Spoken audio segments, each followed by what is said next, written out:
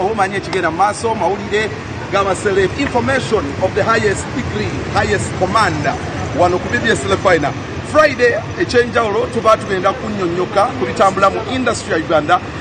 Olunaku olwaleero tuli wa FIFA Maker. This is the third concert eya mwana mulenzi FIFA Maker. Twalina concert eyasooka eyali ku Freedom City, it was full house. Netuva Freedom City netukola eyali Chaddondo which wasn't good. Then tukoze endala eri ku Africana. So the revealers are already here. The stage and sound lighting are all set. Fenon is in charge. Yegenda okubanga ekuba endongo buli kimu kitambule malidati sana nnyo. Yes. In the next one, mudakika ezinasembayo in the show ngenda beera ne Douglas Lwanga nga twanalizing nga endongo bwetambudde. So yeah, in the next while tugenda kuba ne muganda wange Douglas Lwanga tusobole okubanga tutambuza our concert. Embeera nga bw'okiraba, this is what is happening. Bakyali bategeka buli kimu. Muganda wange yali mu Marion promotion ekintu n'akivaamu kati ye banji promotion. So this is it. Security is tight, as you can see. Maaso eri mugenda ba mu biraba byonna. Bakyali bange wano bonna balisere kiri kitema gye tukyesunze show kinaakwata amanyi mangi ogawulira. What is special about show ya leero ku Maker? As you can see, yeah. The stage is bigger than the one that was stage is bigger. Sound checho. Lights, everything. Kwa materi kwekwasa. Kuba ndongo. Kale, there you go. Ngezako kubalaga. FIFA Maker for a record. Tata Jebali. Tuli steady. Show checho. Ebintu mubitadde ku guard byonna. Okay. FIFA Maker, I think he's making 5 years in industry, about 5 years, but I think they are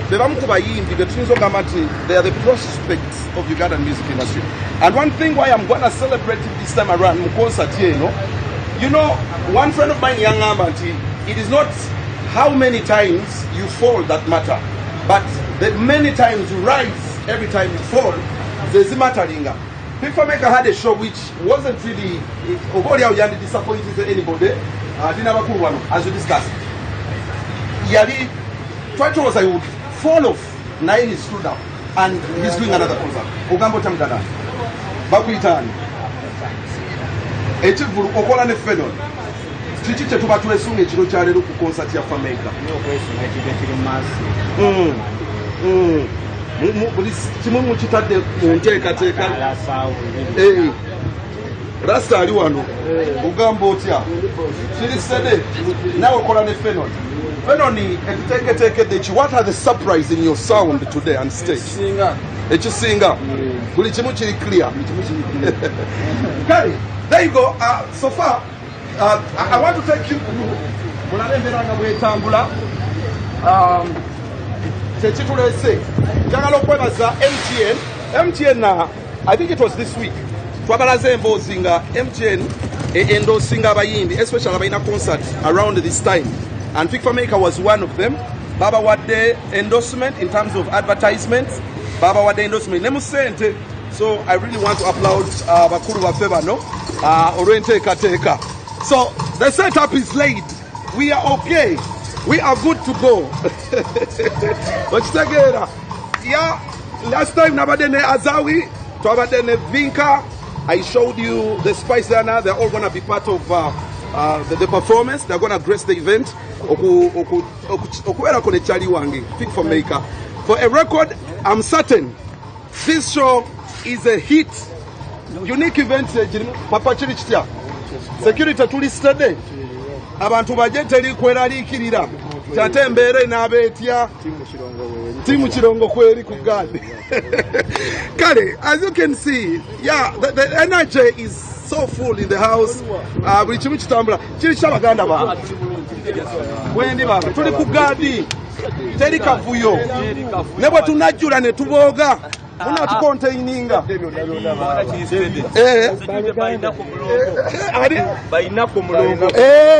bayinako kwali buli kimu agenda kikwasaganya. The guys are here already. How are you ladies? Chiri chitia. You excited? Namukete.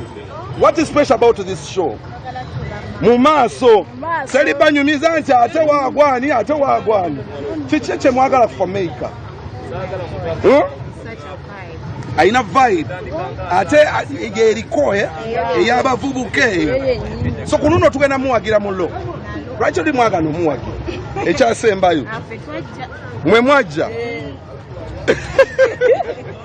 Kale. Before we can have a break, I just want to show you there is a VIP lobby here. Those abatumbuto bagenda okutuula. Yes, come say hello to me. Hi. Gambuuze ko.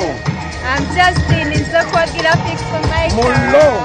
Ketonyeke yakewoli. Yeah. Yep, no, so when I get this ambiance, a better way to wear it. Kanoka VIP.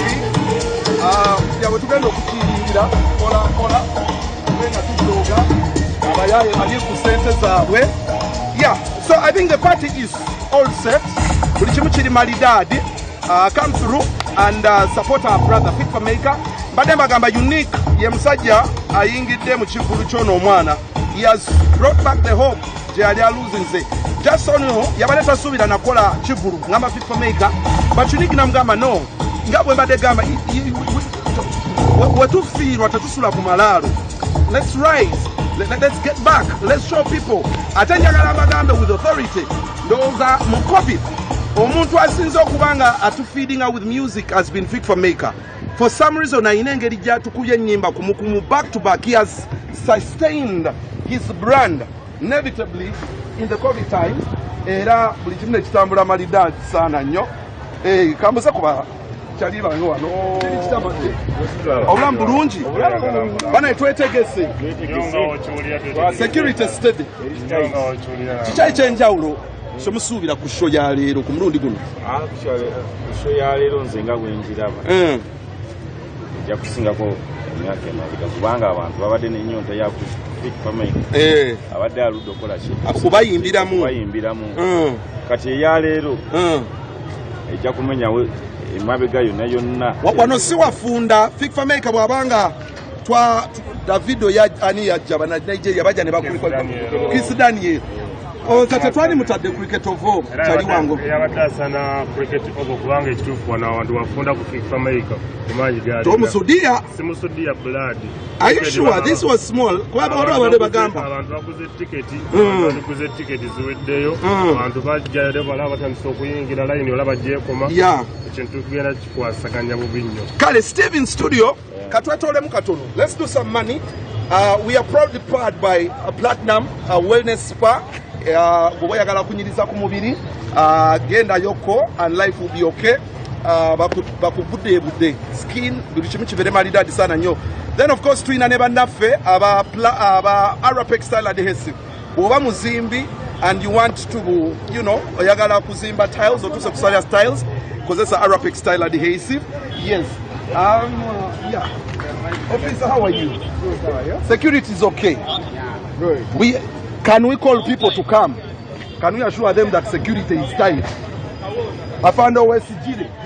Sanso kulaba. Obulamu bulungi. Security eri tight. Security here, Africana, very tight and very okay. Very okay. Very. Kavuyo. No kavuyo. Are you a fan to this artist, Fit for Maker? Some of them, but not all. Do you kuchakalako sometimes? I don't attend. Hey, all the time. You're on duty. I'm on duty. Afande Ochunge, how are you? Are you a fan of Fit for Maker? Mine is security. Hey. I'm a fan at home.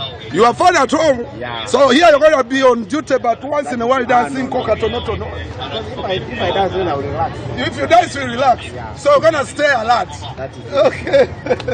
Afande, how are you? Afande Kaheisi. fine now. How are you? I'm okay. Are you a fan of Fit for Maker too? I'm here for security. You're here for security. But you, at free time, you will listen to music. Yeah, because I'll listen to music. To the people. So people come and they are welcome. They do welcome. Thank you so much, Afande Kaheisi. Guys, katukolemu ku sente, Steve. njagala kudda wali tulabe ku bantu olabe lines nga bwe zitambula. The people are coming. Sawa kumi. I think this is a record at Africana. Sawa zikyali kumi. Naye you can see the numbers accumulating. Kali. Let's go for a break. Let's go for a break. Katono nyo. Then we get back. Let's go for a break. Katono nyo tukomewo.